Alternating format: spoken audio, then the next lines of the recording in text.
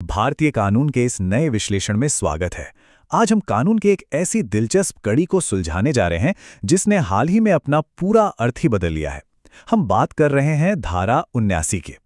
कानूनी पन्नों में दर्ज ये सिर्फ एक नंबर नहीं है, बल्कि इस बात का एक बहुत ही शानदार उदाहरण है कि कैसे समय के साथ कानूनों का स्वरूप बिल्कुल विपरीत दिशा में मुड़ सकता है।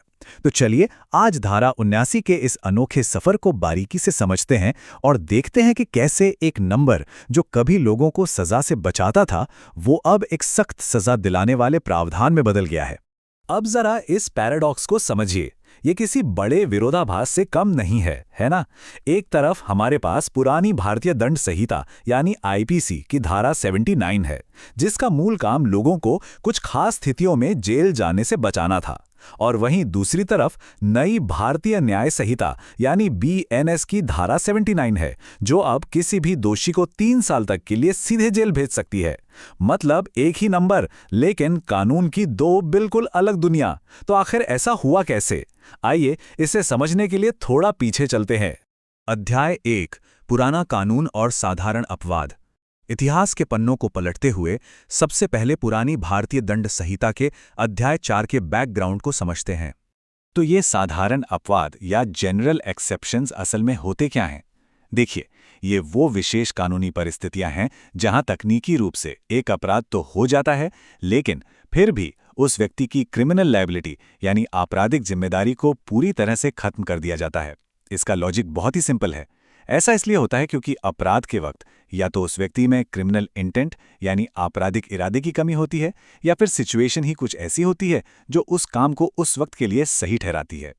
इस पुराने सिस्टम में बचाव को मुख्य रूप से दो अलग अलग कैटेगरी में बांटा गया था। पहले हैं क्षम्य कृत्य यानी एक्सक्यूजेबल एक्ट्स। इसमें क्या होता है कि नुकसान तो हो जाता है, लेकिन क्योंकि कोई आपराधिक इरादा नहीं था, इसलिए कानून उस व्यक्ति को माफ कर देता है। और दूसरे हैं तर्कसंगत कृत्य या जस्टिफाइबल एक्ट्स। मतलब ये वो काम है जो नॉर्मल सिचुएशन में तो पक्का अपराध होते, लेकिन जिन खास परिस्थितियों में उन्हें किया गया, उसकी वजह से वो कानून की नज़र में स्वीकार्य बन जाते हैं। इसी सिस्टम के अंदर पुरानी आईपीसी की धारा 79 ने अपना अहम रोल निभाया।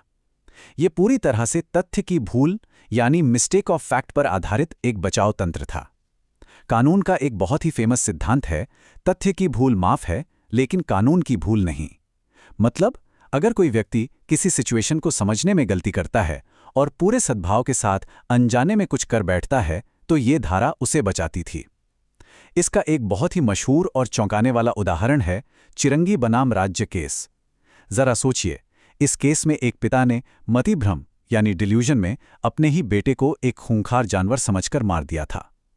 चूंकि ये तथ्य की भूल का एक क्लासिक केस था और इसमें कोई आपराधिक इरादा नहीं था, इसलिए पुरानी धारा 79 के तहत उसे हत्या के चार्ज से बचा लिया गया था। अध्याय 2, नया कानून बीएनएस की धारा 79। अब आते हैं आज के दौर में। भारतीय न्याय संहिता के आते ही इस एक नंबर का मतलब और पावर दोनों पूरी तरह से बदल जाते हैं। इस बड़े बदलाव को समझने के लिए ये जानना बहुत जरूरी है कि नया कानून किस पुराने कानून को रिप्लेस कर रहा है। दरअसल बीएनएस की नई धारा 79 ने आधिकारिक तौर पर आईपीसी की पुरानी धारा 509 की जगह ली है। अब ये बात साफ होनी चाहिए कि ये नई धारा किसी को बचाने के लिए नहीं है, बल्कि ये एक बहुत ही सख्त दंडात्मक प्रावधान के रूप में सामने आई है। तो यहाँ सबसे अहम बात यह है कि अब कुछ खास काम जो किसी महिला की लज्जा का अनादर करने के इरादे से किए जाते हैं, वो इस नई धारा 79 के तहत एक गंभीर अपराध हैं। अगर कोई भी व्यक्ति किसी महिला की इज्जत को ठेस पहुंचाने के इरादे से कुछ अश्लील या अपमानजनक बोलता है, कोई भद्दी आवाज निकालता है, गलत इशारे करता है, कोई आपत्तिजनक चीज दिखाता है, या सबसे जरूरी बात महिला की निजता यानी उसकी प्राइवेसी में जबरन दखल देता है, तो वो इस धारा के तहत सीधा अपराधी माना जाएगा।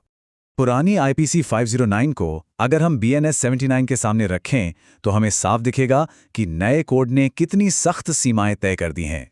ये नया कानून महिला की गरिमा, उसकी लज्जा और खासतौर पर उसकी प्राइवेसी को पहले से कहीं ज्यादा सॉलिड और एक्सपैंडेड सिक्योरिटी देता है। इसमें महिलाओं की एकांतता को बहुत ज्यादा महत्व दिया गया है।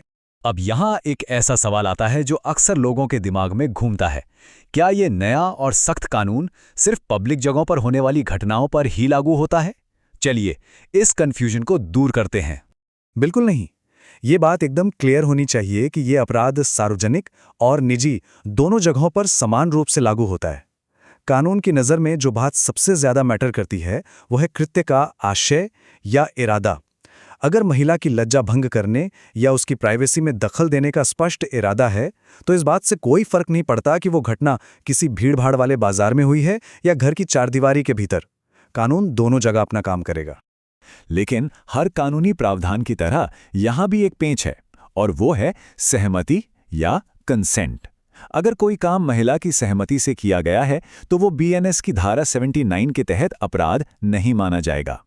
म्यूचुअल कंसेंट वाले काम इस धारा की सजा को एक्टिवेट नहीं करते हैं।